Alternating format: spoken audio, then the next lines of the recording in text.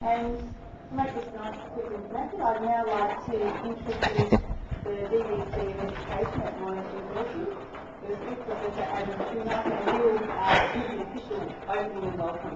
Thanks, that's great. Well, colleagues, here we are for a really important event. I wanted to thank you, first of all, for coming.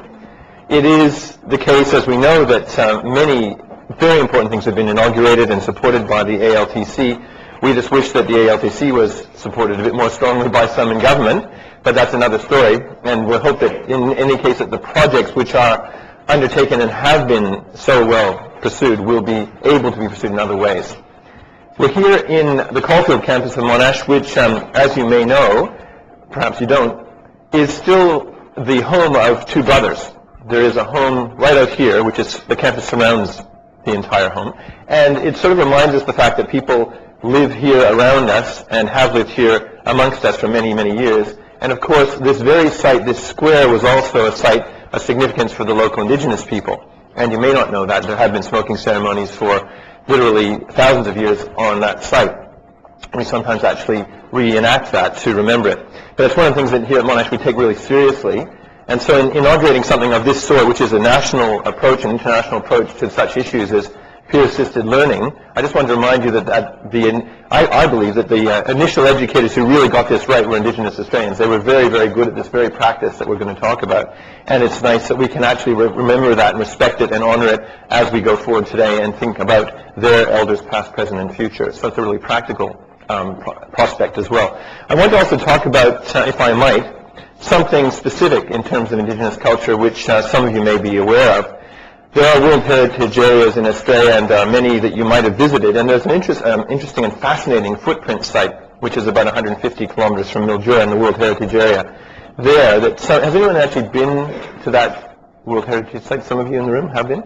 It's an incredible situation because in about 2005, this site was uncovered by the elements, was uncovered by the winds, and a local Indigenous ranger noticed that these footprints just emerged out of the ground. They'd been covered for 23,000 years in many ways, and the elements just rose up, as it were. And it just happened that I was able to be with a group of students about a month afterwards visiting that area. And in terms of teaching, I wanted to explain to you how exciting this is. I mean, this is a possible imagination of the situation. People who are doing genetics, people who are doing science, people who are doing humanities, people who are doing history, all sorts of different disciplines, Indigenous studies, with an Indigenous ranger, and me sort of tagging along as someone who was very interested, and talking about what that learning experience would be both then and into the future, and how it would be assessed, how it would be thought of, and how we would learn from each other. And the real educators in that situation were the three traditional tribal owners who then came to introduce us to their land, the Pakanji and Morangi and other groups from that area, three traditional tribal groups.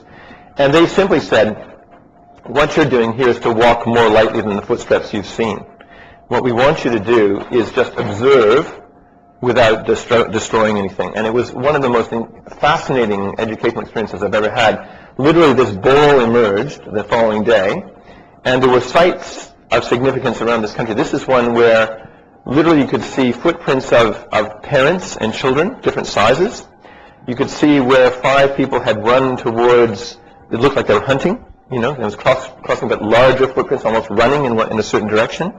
There was even, our guide was able to show us where a spear had skidded on the ground, and the mark of the spear was still there 23,000 years later. So in addition to the footprints, there were marks of actual behavior and human activity. The irony also was, because of the way that the climate works, it wasn't just the surface, but these footprints were in multi-levels. As it turned out, with things like technology like radar, you could find out, ground-penetrating radar, that it was almost like a three-dimensional chess game, that these footprints were down many different layers. Now, how does that relate to the current topic today? Well, my view is that education is a bit like that challenge. What you see on the surface and what you see that's more deep learning is often liberated by working in groups. And that actual group that we were in constructed almost, I wouldn't say haphazardly, but a little bit serendipitously, was one of the most exciting learning experiences I've ever had. Because every single person contributed to the outcome, every single person contributed to it as an equal, and compared their notes, their thoughts, their recordings, their ideas, every night, every afternoon, and recorded in their own journals. And then we compared those journals together. And the way that that was done was so fascinating for me in the sense that, peer approaches to learning, when they were done in smaller groups, in larger groups, in sort of debates, really super. And it was completely outside a normal classroom, as you can imagine. I mean, it could be not more outside a classroom than that. But taken back into the educational arena, how fascinating that was. So you might see one just sliver of that in the Journal of Human Evolution, which was actually part of an article was written about this whole experience in the Journal of Human Evolution. Another in the careers of the people who were there. Another in the staff members who then followed in those footsteps, literally, and came in, after that time.